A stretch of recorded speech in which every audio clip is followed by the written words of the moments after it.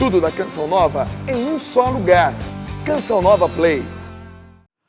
Meus amigos e amigas que acompanham a nossa TV Canção Nova, estamos começando mais um programa da série Pergunte e Responderemos. Esse programa tem o objetivo de responder suas perguntas de maneira bem rápida, objetiva. Por isso, a tua pergunta deve chegar a nós também de maneira assim, bem objetiva, ok? Eu gosto sempre de dar esse aviso. Quando a pergunta se refere a uma doutrina da igreja bem explícita, então nós respondemos de acordo com a igreja nos orienta. O catecismo da igreja, os documentos do magistério da igreja, código de direito canônico, etc. Quando a pergunta não tem uma resposta da igreja, por exemplo, a igreja não fala de medicina, a igreja não fala de direito, deixa para os advogados falar de direito, os médicos, aí eu dou uma opinião. Opinião fica com ela quem quiser, ok? Diferente de uma resposta que é ligada a um documento da igreja. Isso precisa ficar bem claro. E também eu procuro mostrar algum livro relacionado à pergunta para que, se a pessoa quiser aprofundar o assunto, ela possa fazer. Tá bem? Convido a vocês que estão aqui, vocês de casa, para rezarem comigo uma Ave Maria, pedindo ao poder maravilhoso de Nossa Senhora que interceda por nós para que a gente faça esse programa de acordo com a vontade de Deus. Em nome do Pai, do Filho e do Espírito Santo. Amém. Ave Maria, cheia de graça, o Senhor é convosco. Bendita sois vós entre as mulheres, e bendito é o fruto do vosso ventre, Jesus. Santa Maria, Mãe de Deus, rogai por nós, pecadores, agora e na hora de nossa morte. Amém. Glória ao Pai, ao Filho e ao Espírito Santo. São José, rogai por nós. Em nome do Pai, do Filho e do Espírito Santo. Amém. Muito bem, quero começar o programa mostrando aqui um lançamento da editora Canção Nova, Reconquistando o Sentido da Vida. É o Padre Lúcio, da comunidade Betânia, comunidade fundada pelo Padre Léo, quem escreveu. É um livro para você pensar no sentido da vida. Infelizmente, muita gente hoje parece que perdeu o sentido da vida. É uma coisa muito triste. Aí a pessoa se desvaloriza, gente parte até para o suicídio. O padre fala disso aqui. Padre Lúcio, né? Aqui está a foto dele, da comunidade Betânia. É um livro que faz você refletir sobre o sentido da vida. Ok? A vida é maravilhosa, a vida é bela, né? Deus nos criou a sua imagem e semelhança. Não podemos desperdiçar a nossa vida, ok? Esse livro ajuda a você pensar nisso. Quero mostrar um outro livro, também lançamento novo, São José Não Falha. Que livro é esse? Que ousadia é essa de alguém? É um padre alemão, né? A.M. Weigel. Ele escreveu esse livro já faz muito tempo, talvez uns 40 anos atrás. Ele catalogou quase 100 graças especiais, milagres, que os seus orientados receberam de São José. E ele colocou isso no livro. Ele conta aqui mais de 100 histórias de pessoas que foram agraciadas por São José. Nós estamos no mês de São José, mês de março, mês de São José, dia 19, é a grande festa de São José, esposo da Virgem Maria, né? Depois tem também 1º de maio, São José Operário, né? Mas a festa maior é 19 de março, ok? Vale a pena ler esse livro. Esse livro foi um padre que tem mais de 90 anos de idade, que nos orientou, aliás, ele também é alemão, né? Lá de Curitiba, né? Nos orientou a publicar, porque é um livro que foi muito lido, né? Por muita gente há muito tempo atrás. Está aí, São José Não Falha, esse livro aí. Vamos aqui às perguntas que já chegaram, né? Eu quero, antes de começar, né, a responder as perguntas, desejar a todos uma santa e feliz quaresma, né? Começa hoje, dia de receber cinzas, né? Significam a busca da conversão, né? Então, é muito importante isso. Quero lembrar também que esse livro aqui do Padre Lúcio, ele tem uma apresentação aqui interessante, do Padre Fábio de Mello. Está aqui, o Padre Fábio de Mello fez uma apresentação aqui, rápida, do livro dele. Muito bem, vamos aqui às perguntas. João Alain Oliveira. Como era celebrada... Não, está errado. Esse aqui é do segundo bloco. O primeiro bloco está aqui. Rodrigo e Rosana Cap, de Amparo, São Paulo. Minha esposa sofre com enxaqueca crônica e fibromialgia há mais de 10 anos. E já tentamos tratamento de várias formas, sempre aliando as orações da Santa Igreja, mas as crises persistem e recentemente nos ofereceram terapia de hipnose. É lícito que façamos esse tratamento? É aquilo que eu digo, a igreja não fala disso. Porque hipnose não é um problema de doutrina, não. Então a igreja não fala. Então a igreja ouça a medicina, ouça os psicólogos, ouça os parapsicólogos, ok? O que eu posso dizer é o seguinte, a hipnose funciona, ok? É uma técnica de abordagem, né? Inclusive até alguns dentistas e médicos usam para, né, assim, facilitar algum tipo de tratamento. Agora, é preciso duas coisas, que quem vai aplicar a hipnose realmente tenha habilitação para isso e capacitação para isso, porque vai mexer com o inconsciente da pessoa. É algo sério. Então, essa é a recomendação que fica, né? A igreja não proíbe, desde que seja feito de maneira adequada. Okay? A igreja não proíbe em que termos? Em termos de religião, ok? Em termos espirituais. A igreja não proíbe, mas desde que seja feita, né, por profissionais evidentemente preparados, habilitados. Uma pessoa que pede para não ser identificada, tudo bem, a gente não identifica. Não tenho estruturas psicológicas para ver tantos escândalos na igreja de pessoas que são modelos para nós, até achamos que são santos, mas estão escandalizando a igreja. Como devemos lidar com isso depois de rezar por tais pessoas? Olha, gente, nós temos que entender o seguinte, a igreja é formada de santos e pecadores. A igreja é santa como instituição, está no credo, igreja una, santa, católica e apostólica. O Papa Paulo VI falou, né, naquele documento dele, o credo do povo de Deus, onde ele explica o credo. Paulo VI, a igreja é indefectivelmente santa. Indefectivelmente quer dizer o quê? Sem defeito. Agora, formada de homens e mulheres que são santos e pecadores. Ok? A gente não tem que se decepcionar com ninguém que erra na igreja. Pode ser leigo, pode ser padre, pode ser bispo, não se decepcione. Por quê? Porque o ser humano, ele pode cair. Né? Como diz o ditado popular, bobeou, o cachimbo cai. Né? Então, se a pessoa realmente não cuidar muito bem da sua vida espiritual, pode haver erros, e há erros. Mas tem uma coisa, gente, Jesus não erra. A doutrina da igreja não tem erro. Então, nós temos que nos apegar a Deus. Entendeu? A doutrina, aos sacramentos. E viver a nossa vida. Não julgar ninguém, não condenar ninguém, viver a nossa vida. Olha, eu quero mostrar uma obra aqui. Vocês estão vendo 3 volumes aqui, História da Igreja? Tem 3 volumes aqui, História da Igreja. Aqui está cheio de pecado dos filhos da igreja. Aqui tem 20 séculos de vida da igreja. Né? A Idade Antiga vai até o ano 500, a Idade Média de 500 até 1500, a Idade Moderna Contemporânea até, né, vai aí até mais ou menos o ano 2000. Está cheio de pecado de filhos da igreja aqui. Papas que erraram, bispos. Gente, os grandes hereges da igreja, quem que foram? Foram bispos. Foram padres. Lutero era doutor em teologia, monge agostiniano. Ário, que surgiu com a terrível heresia do arianismo, que negava a divindade de Jesus, deu um trabalho tremendo para a igreja. Ário era um pregador famoso em Alexandria, no Egito. Um bispo de Constantinopla, patriarca, chamado Macedônio, saiu com uma heresia que negava que o Espírito Santo era Deus, o macedonismo. Depois, um monge famoso em Constantinopla, Eutique, saiu com uma heresia tremenda, o monofisismo, que Jesus não teria 2 naturezas. Sabe, os grandes hereges da igreja foram padres e bispos. E a igreja continua aí. Gente, podem cair 1000 à tua esquerda, 10.000 à tua direita, como diz o Salmo 90, a igreja continua em frente, porque a igreja, ela é invencível. As portas do inferno jamais prevalecerão contra. Isso é promessa de Jesus. É aí que nós temos que agarrar, entenderam?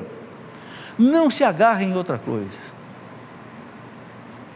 que diz o Salmo lá? Maldito o homem que coloca a sua fé no homem e despreza Deus.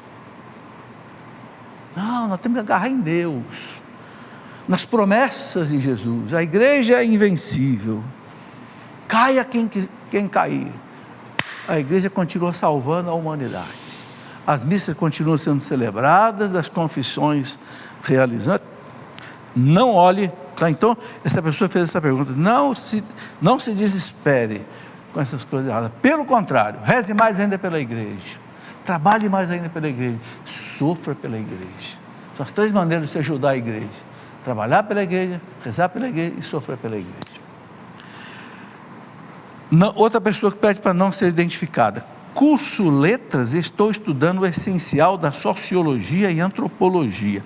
Percebo uma mentalidade de subtrair a divindade, de racionalizar tudo. É verdade. O cientificismo quer tirar Deus do mundo. Acha que a ciência vai resolver tudo, a filosofia resolve tudo, a sociologia resolve tudo, a física, a química, a matemática resolvem tudo. Não resolve nada. Se resolvesse, o homem não estava tomando aí tanto remédio de depressão. E o doente já deu e o docente já deu alfinetadas na igreja. É outra coisa que a universidade está cheia. É por isso que a gente tem que estudar, gente. História da igreja, uma história que não é contada, o livro sobre a Inquisição. E o docente já deu alfinetadas na igreja. Como não tem conhecimento sólido do catecismo, olha aí. Como não tem conhecimento sólido do catecismo, então precisa ter. É a nossa defesa. Sou apenas iniciante. Qual a maneira mais eficaz de não me contaminar com doutrinas contra a igreja? Olha, primeira coisa, você estudar o catecismo. Aqui tem a nossa doutrina. Papa João Paulo II, quando aprovou o catecismo, ele diz assim: aqui está o texto de referência da fé católica. Quem quiser conhecer o que a igreja acredita, está aqui. Então nós temos que ter o catecismo, ó. É o catecismo aqui, ó, e a Bíblia aqui, ó. É o meu kit. Junto com esse kit ainda vai aqui o Código de Direito Canônico. Esse é meu kit. Vai dentro dessa bolsinha aqui, ó. Onde eu vou. Por quê? Porque senão, como diz o caipira, a gente come gato por lebre. Você é enganado. O cara passa a bola no vão da sua perna e você fica feito bobo e ele fazendo gol lá atrás de você. Estude. Gente, por que eu criei uma editora para escrever livros católicos? Exatamente para isso. Para descer até o povo a riqueza que está no coração da igreja, que às vezes não chega até o povo. Então nós católicos precisamos estudar. Ok? Então eu digo para você aqui que fez essa pergunta: estude o catecismo. Segundo, para você não ser enganado, tem um livro, deixa eu ver se ele está aqui. Está aqui. Falsas doutrinas e falsos profetas. Tudo que não compactua com a fé católica, tudo que não fecha com a fé católica. Aqui tem mais de 100 seitas, doutrinas erradas, entendeu? Para você que é católico não comer gato por lebre. Ok? Tá aí. Então, a gente pode estudar. Outra pessoa que pede para não ser identificada: sou casada há 9 anos, tenho uma filha de 2 anos, estou em pecado e não recebo o corpo de Cristo, né? Porque eu uso preservativo para não engravidar. Queria saber se mesmo em pecado posso confessar outros pecados e após a absolvição comungar. Bom, a pergunta é bem complicada, né? Então o que eu sugiro para você? Procure um sacerdote, um diretor espiritual, coloque todas essas coisas para ele e ele vai dizer para você se você pode confessar, comungar ou não. Sabe, isso aqui, por que, gente, estou dizendo isso? Porque a igreja tem 2 dimensões para orientar uma pessoa: é a doutrina e a pastoral. Entendeu? A doutrina, é o claro objetivo, mas tem um lado pastoral. O que é o lado pastoral? Cada caso é um caso. Entende? Então a igreja orienta-se, leva para o padre, leva a questão, abre o coração e deixa o padre decidir com você, sabe? Não tem condição de, num programa como esse, eu dar uma resposta sobre isso aqui, sabe? Nós sabemos que a igreja não quer que os casais usem métodos artificiais de contracepção, ok? Mas a gente vê toda hora os próprios bispos dizendo, vai a um padre, porque tem que ver cada caso. Isso acontece às vezes? Às vezes a esposa não quer usar pílula, não quer usar nada, mas o marido quer e obriga.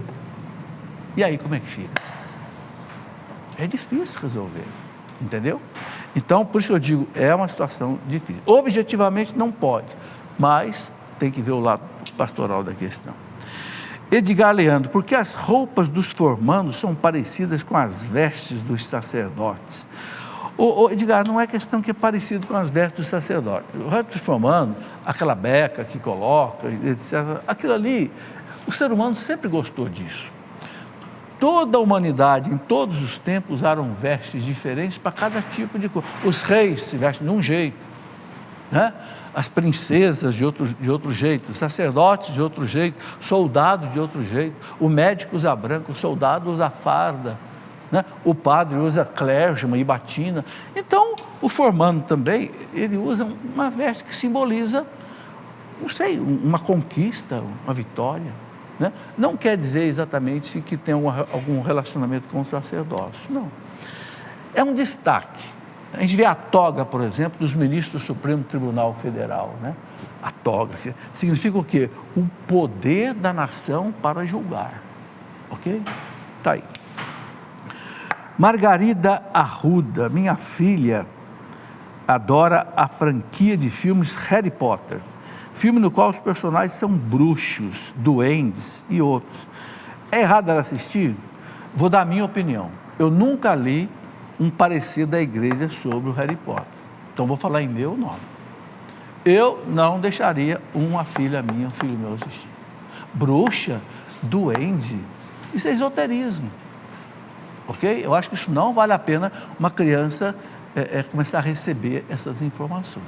Uma pessoa adulta que leia um Harry Potter e tal, não sei o quê, que já tem uma formação cristã, sabe separar o que é bruxo, tudo bem. Mas uma criança, aí eu tenho minhas dúvidas se a criança vai ter condição de fazer esse discernimento, de repente começar a acreditar em coisas que não existem. Meu pai dizia, olha, prudência, água benta e caldo de galinha não faz mal para ninguém. Está aí. Luiz Eduardo Daniel, a Virgem Maria, Mãe de Deus, está em todo lugar, a todo momento sendo invocada. Posso dizer que ela tem uma certa onipresença, já que Maria é corredentora. Vejam bem, gente, o único que é onipresente, presente em toda parte, é Deus. Cristo está no sacrário e Cristo está no céu. Quando você comunga, ele vem para você. Deus é onipresente. Agora, o que acontece? Uma coisa maravilhosa, a comunhão com Deus. Santa Teresa d'Ávila dizia assim, onde está a sua majestade, está toda a corte. Ou seja, onde está Deus, estão com ele os anjos e os santos. Por que a igreja diz, quando você comunga, o céu é a sua alma? Porque Jesus está aí, e aí está a Santíssima Trindade, aí estão todos os anjos, estão todos os santos, porque quem é o céu? O céu é Deus. Olha que coisa bonita. Então, por que Nossa Senhora está em toda parte e recebe os pedidos de todo mundo? Porque Nossa Senhora está em Deus. Entendeu? Todo o poder que Nossa Senhora tem vem de Deus. O poder do santo de intercessão, de receber as orações, vem de Deus. As pessoas perguntam assim, mas como é que pode, né, um santo receber pedido de gente do mundo inteiro ao mesmo tempo e o santo atender todo mundo? Né? Eu tinha até um amigo que dizia assim, não peço muita graça para Santo Antônio, São João, porque eles estão muito ocupados, eu preciso pegar um santo mais desocupado. Não existe isso. Não, temos que entender uma coisa, gente, na eternidade não existe mais o tempo. Aqui é a chave da questão para se entender. Veja, Se eu quiser atender todos vocês aqui, eu tenho que gastar uma tarde, 15 minutos para cada um que seja, porque nós estamos vivendo uma realidade chamada tempo, que Deus criou. Agora, Deus, Ele está fora do tempo. O que equivale a dizer que Deus atende a todo mundo ao mesmo instante, fora do tempo. Como Nossa Senhora, os anjos e os santos estão em comunhão com Deus, eles participam dessa qualidade. Eles atendem todo mundo ao mesmo tempo, porque não dependem mais do tempo, eles estão extra-tempo, estão na eternidade. Sabe, é interessante que até na física moderna, Dr. Albert Einstein, quando eu fiz meu doutorado em física, eu fiz uma matéria chamada Teoria Geral da Relatividade, do Einstein. Meu professor era o Dr. Jerzy Tadeusz Sielaw, era um polonês, que trabalhou inclusive na NASA. E o que a gente aprende na teoria geral da relatividade? O tempo pode desaparecer, o espaço pode desaparecer. Vou dar um exemplo muito rápido, muito simples. Se você tem essa caneta aqui que ela meça aí 20 centímetros. Se eu medir essa caneta aqui, 20 centímetros, mas se essa caneta passar aqui na minha frente, na velocidade da luz, o tamanho dela desaparece. Ok? E acontece a mesma coisa com o tempo. Se você andar na velocidade da luz, o tempo desaparece para você, não vale mais o tempo. E na eternidade? Eu sou a luz do mundo, diz Jesus. Aí acabou. Então a gente não pode raciocinar com as coisas que acontecem no céu, em Deus, com as premissas aqui da terra, que são completamente outras. Entenderam? É isso aí. Bom, eu tenho um livro que explica essas coisas, tá? Ele deve estar por aí. Chama-se Ciência e Fé em Harmonia. Eu explico o lado da ciência, o lado da fé, e explico, mostrar essa realidade toda. Anajá Argolo Leão.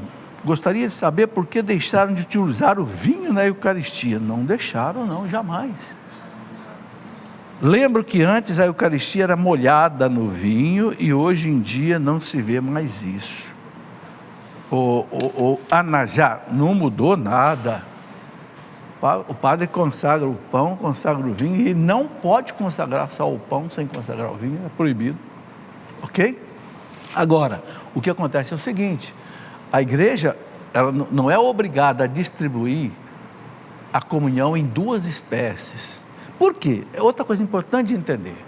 O Concílio de Trento explicou o seguinte: Cristo está todo, corpo, sangue, alma e divindade, na hóstia, como Ele está todo, corpo, sangue, alma e divindade no vinho.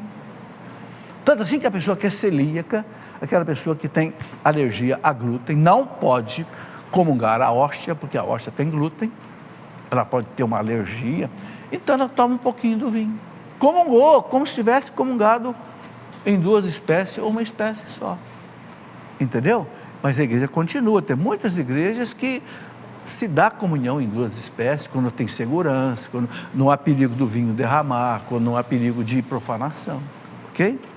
A igreja evita de distribuir o vinho consagrado, porque uma coisa é cair uma hóstia no chão e você pega e pode comungar. Normalmente o chão está limpo, né? Não tem problema.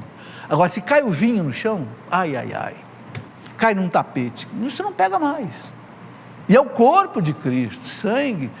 Então a igreja evita distribuir o vinho consagrado por isso. Mas onde tem segurança, por exemplo, nos Estados Unidos, todas as missas que eu fui nos Estados Unidos, você comunga no corpo e depois você toma um pouquinho no próprio cálice do padre. Lá é costume isso. Mas é tal história, é missa com pouca gente. Imagina que na Canção Nova, 20 mil pessoas aí, você dá vinho para todo mundo. Você tem que consagrar lá um tonel de vinho. Mas na verdade, não tem jeito, né, gente? Não tem condição. Luiz Santos. Procurei informações sobre a transição do primeiro Papa São Pedro para o segundo Papa, que foi São Lino, mas não consegui encontrar informações muito precisas. Pode informar como foi essa sucessão? Muito simples. Quem relata isso é Santo Irineu, numa obra dele chamada Adversos Hereges, que foi publicada pela editora Paulus, dentro da coleção patrística. Santo Irineu foi um santo que viveu do ano 130, mais ou menos, até o ano 200. Nesta obra, ele dá a relação dos 12 primeiros papas da igreja, né? Eu coloco isso num livro que eu chamei, está aqui, A Minha Igreja. Esse livro que eu explico essa questão toda. E também nos livros de história da igreja. Quando Pedro morreu, a igreja de Roma entendeu que tinha um substituto para Pedro. Por quê? Porque a igreja tinha um papel a cumprir até o Cristo voltar, e o Cristo não tinha voltado ainda. Como ele escolheu Pedro para ser o primeiro papa, eles entenderam, assistido pelo Espírito Santo, que tinham que colocar um substituto para Pedro. Por isso que até hoje tem um substituto de Pedro. Nosso Papa Francisco hoje. Então, a comunidade, os anciãos, né, presbíteros, bispos de Roma, elegeram São Lino. Depois Cleto, Clemente, Evaristo, Cipriano, etc., né? Então, o Santo Irineu, ele dá a lista dos 12 primeiros papas, até o bispo do tempo dele, que era Eleutério, né? Então, a igreja sabe exatamente o nome de todos os papas e sabe o período em que eles foram papas. É uma coisa maravilhosa. 2000 anos de história precisa, né? Muito bem, vamos para o nosso intervalo. Daqui a pouquinho a gente volta. Espera aí que é muito rápido. Até já.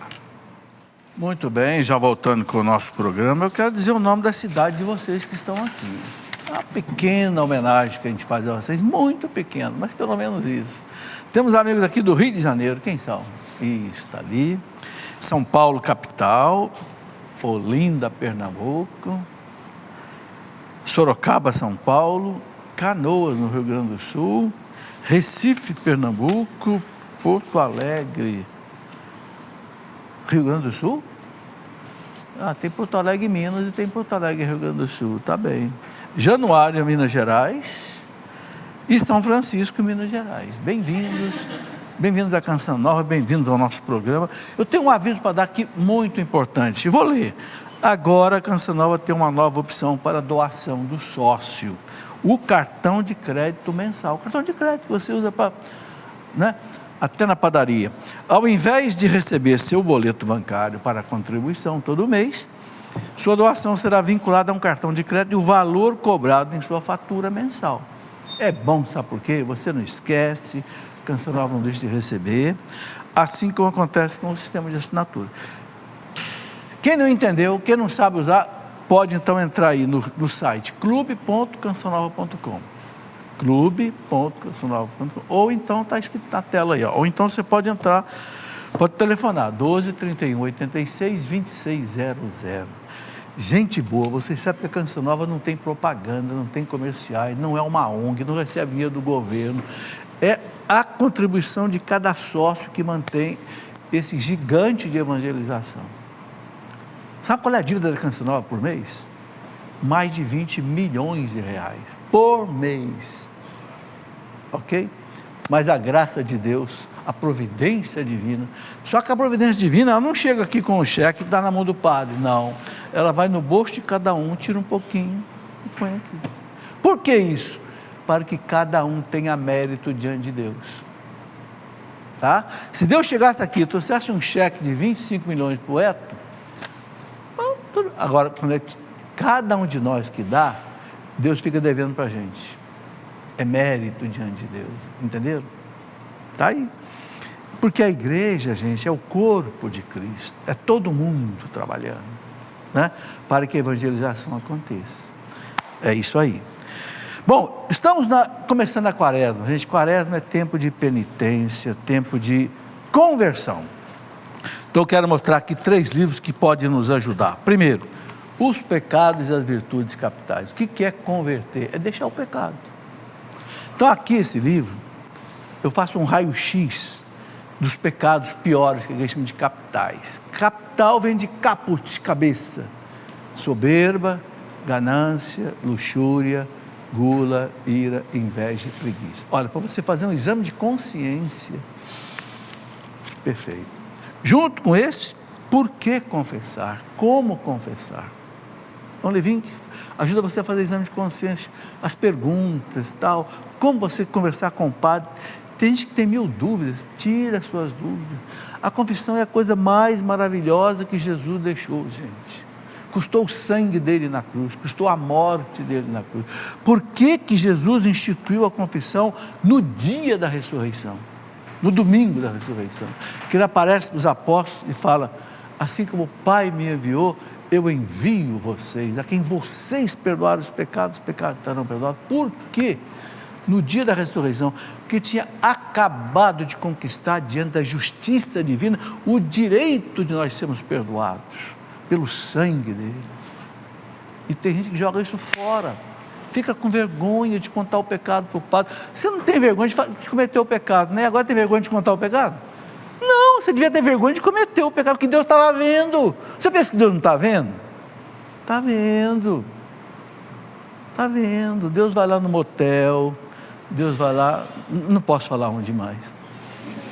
Deus vai, Ele é onipresente.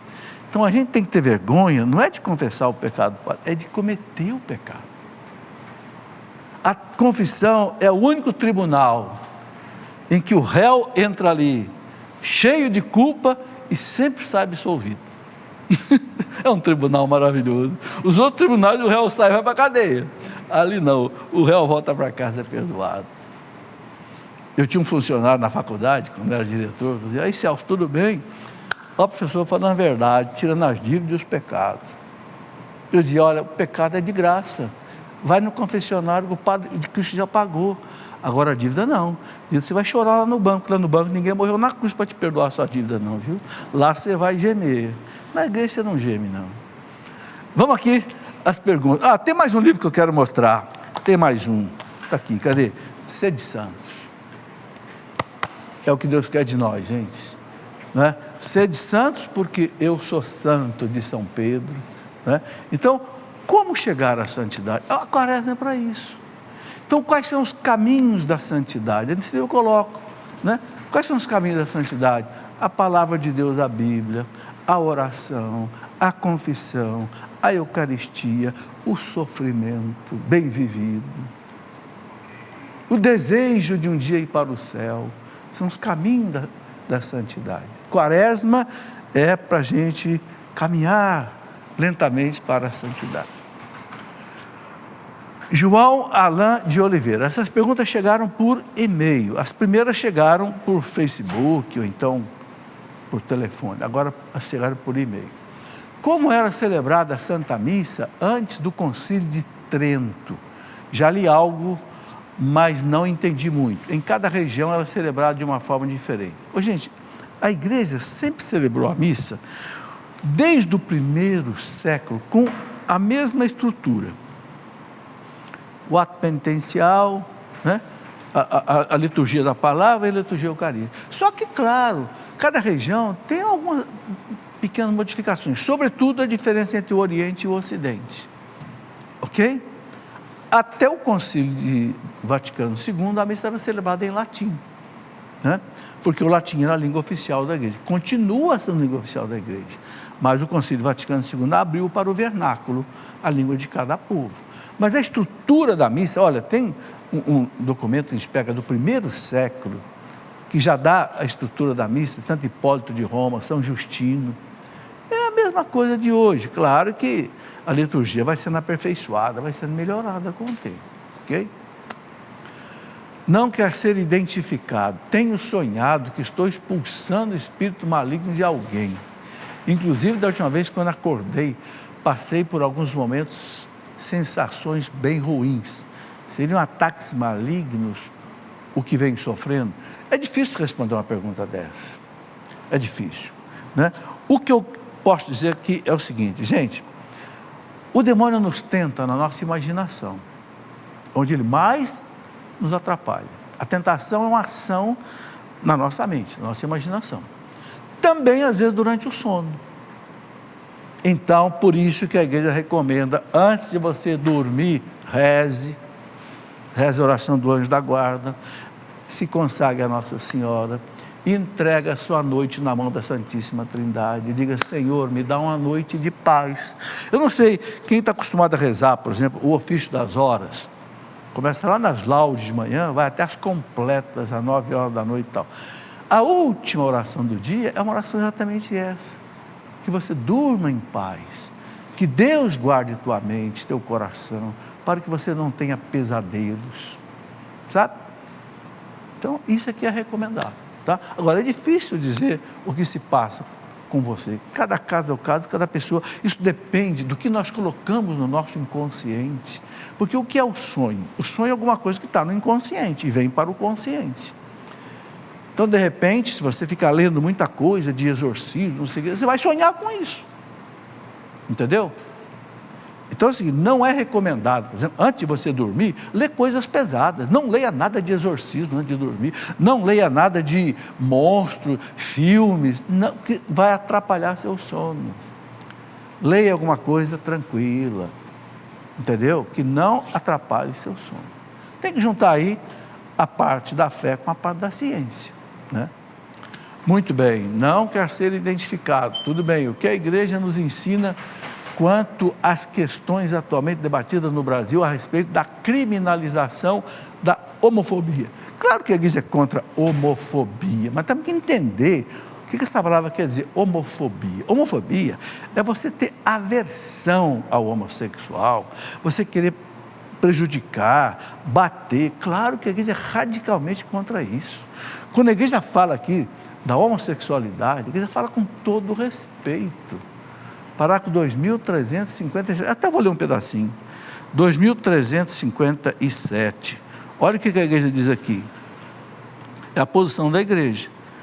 Quando as pessoas falam uma coisa que a igreja responde, eu gosto de ler o que está aqui, olha o que está escrito aqui.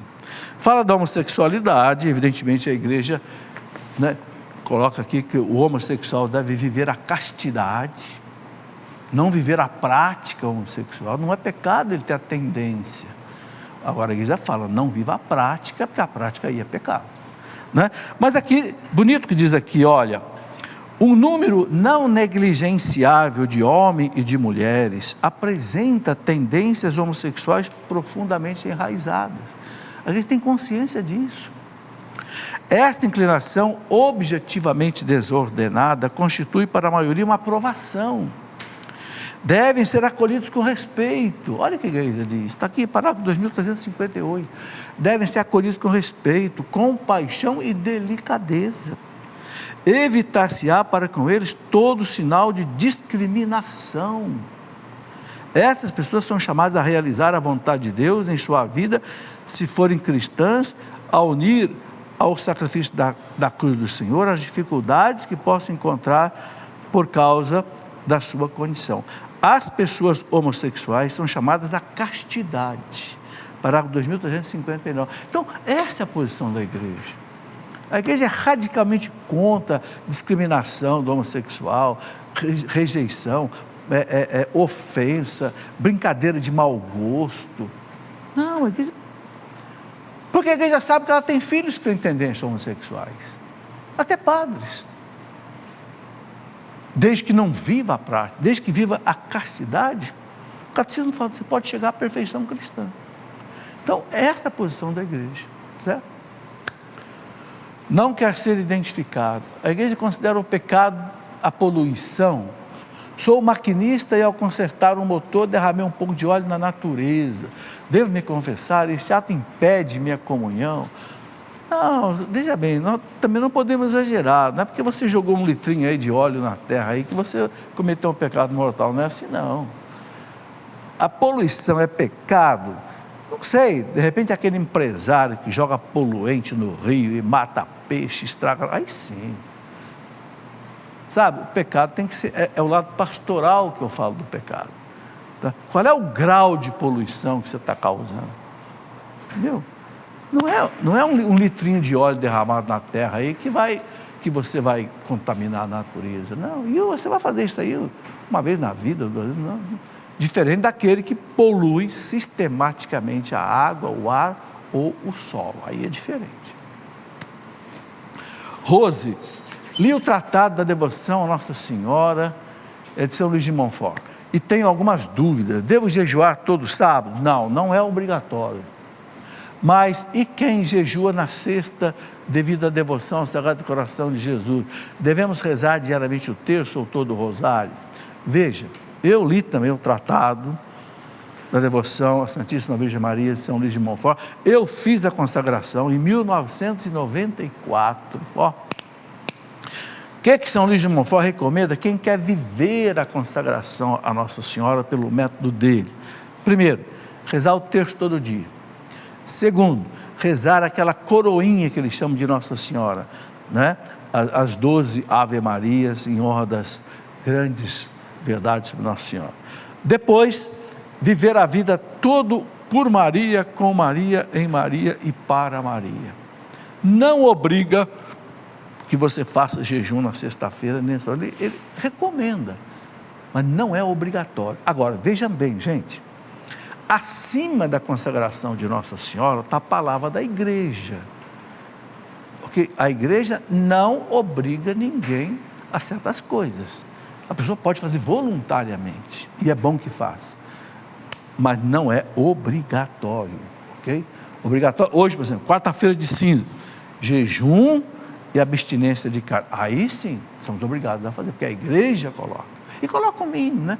Não é nem um jejum total, e abstinência é só de carne, que é mais um símbolo, né? Hoje a abstinência de carne é mais um símbolo do que ficar um dia sem comer carne. Não é penitência para ninguém, né? Pelo menos para mim, eu quase não como carne, quase nunca, porque carne não é tão bom, né? Especialmente para a idade.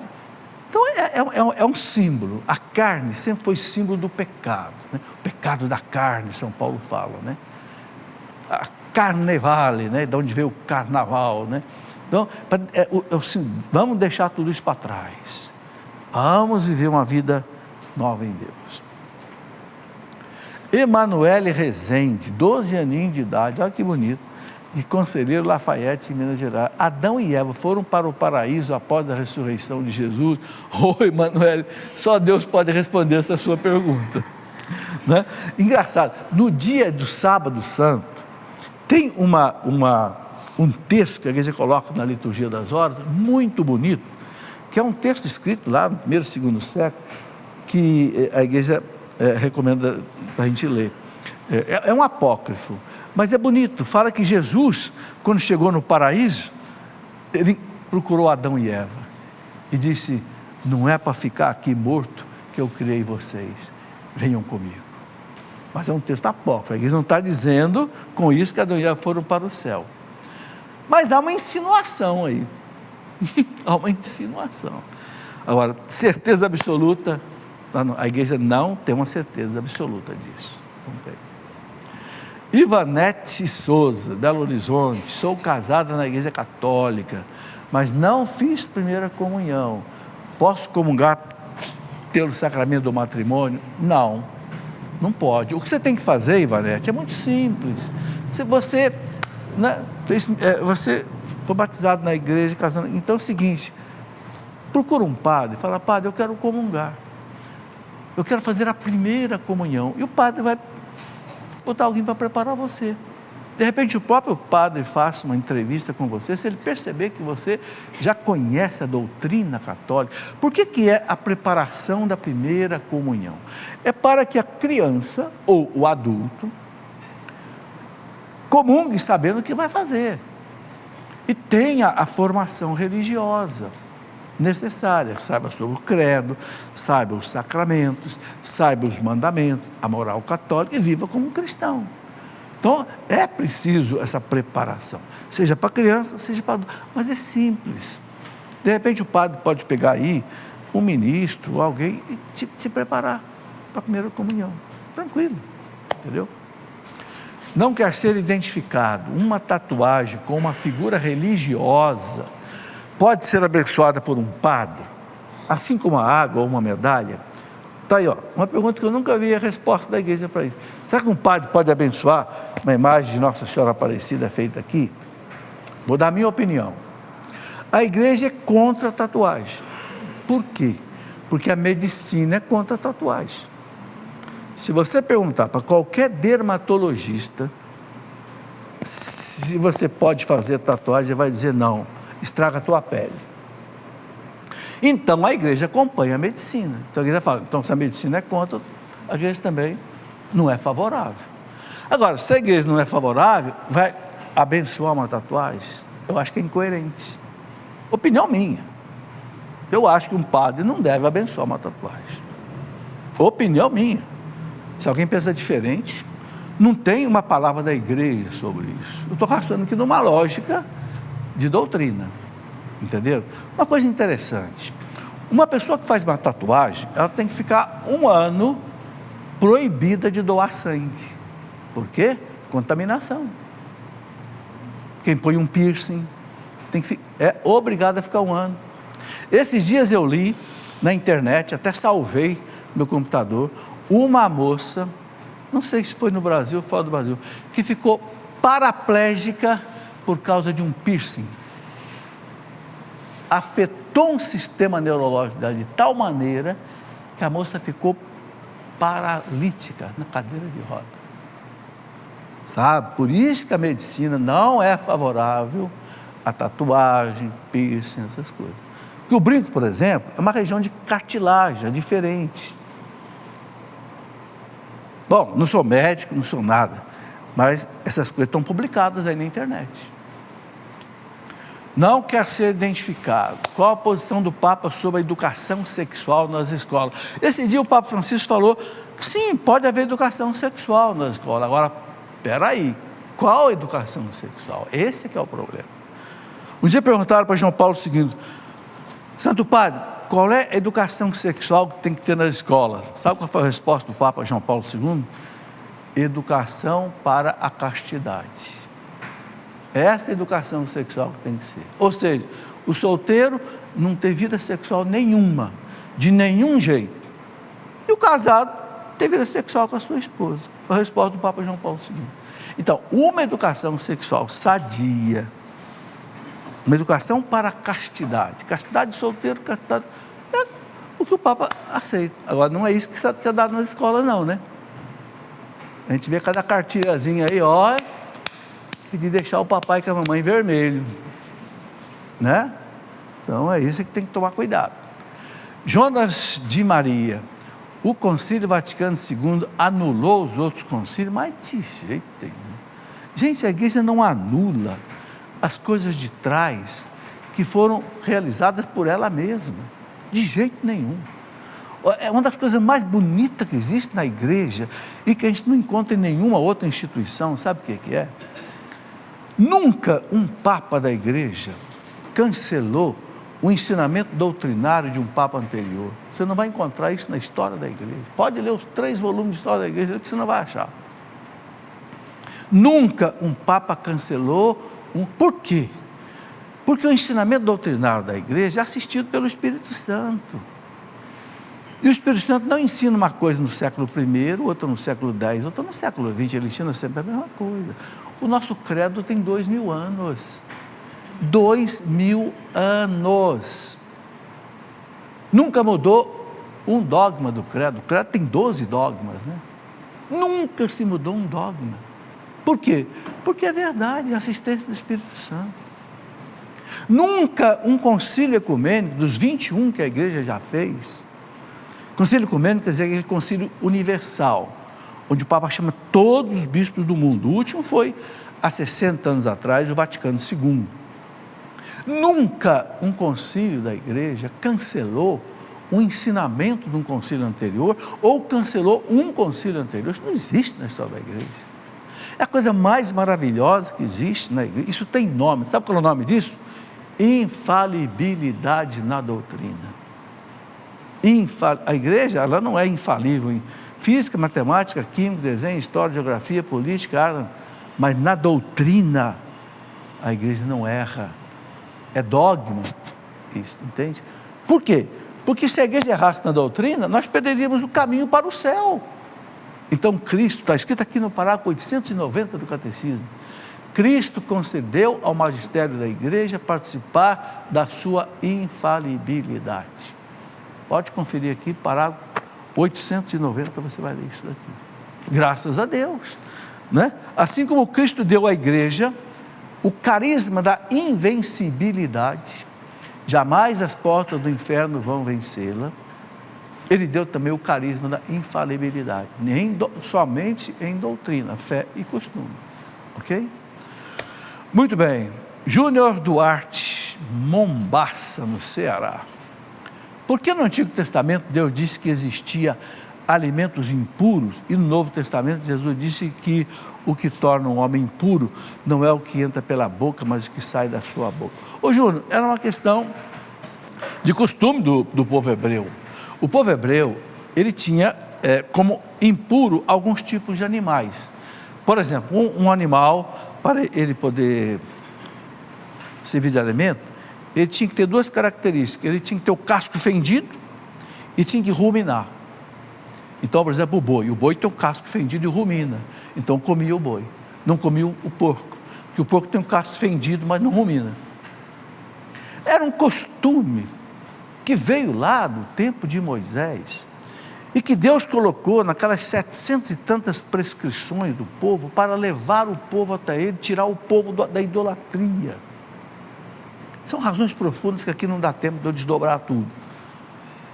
Não era algo teológico, não era algo doutrinário, era algo, por exemplo, os judeus tinham, por exemplo, as contaminações rituais. Por exemplo, vou dar um exemplo. Uma mulher que tivesse, por exemplo, menstruada, era considerada impura. Ela não podia tocar ninguém. Se ela tocasse alguém, a pessoa ficava impura. Pura ritualmente, não moralmente. Se ela sentasse numa cadeira, ninguém podia sentar na cadeira, senão ficava impuro. Ok? Por isso que Maria, aos 40 dias do nascimento de Jesus, foi ao templo para passar por essa purificação ritual. Lembra daquela história, daquela mulher que tinha uma hemorragia de 12 anos, daquela hemorroísa, que ela viu Jesus e ela queria tocar Jesus, mas ela não podia tocar Jesus. Se ela tocasse Jesus, Jesus ficava impuro. Então o que ela disse: se eu tocar pelo menos a orla do manto dele, eu fico curado. Olha que respeito ela teve com Jesus. Tocou a veste de Jesus, não tocou Jesus. A mesma coisa aquele centurião romano. Se um judeu entrasse na casa de um pagão, ele ficava contaminado. Então quando Jesus falou para o centurião: eu vou na sua casa salvar teu servo. Não, senhor, não precisa vir não. Diga uma palavra, meu servo ficará curado. Olha que coisa linda, que fé. Respeito para que Jesus não entrasse na casa dele e não ficasse contaminado. Então, havia no Antigo Testamento esses animais que eram considerados impuros e que Deus mostrou para São Pedro que não tinha mais, acabou. Nos Atos dos Apóstolos, a gente vê isso no capítulo 10. Terminou? Terminou. A bandeirinha para encerrar o programa já levantou aí. Olha, muito obrigado a vocês que vieram participar ao vivo. Amanhã temos Escola da Fé, vamos continuar estudando sobre a igreja amanhã, 21 horas aqui nesse mesmo auditório, ok? Vocês de casa também, muito obrigado pela audiência, um grande abraço, né? E até o nosso próximo programa. Quero só mostrar mais uma vez, Renatinha, mais 30 segundos aí, São José Não Falha, um clássico, tem mais de 50 anos, são mais de 90, 80 parece, milagres e graças que um padre alemão coletou dos fiéis dele e colocou num livro. Ele diz: olha, São José não falha. Mês de São José, mês de março, dia 19, o dia dele. Está aí. Muito obrigado. Até o próximo programa, se Deus quiser. Viva Deus! Tudo da Canção Nova em um só lugar. Canção Nova Play.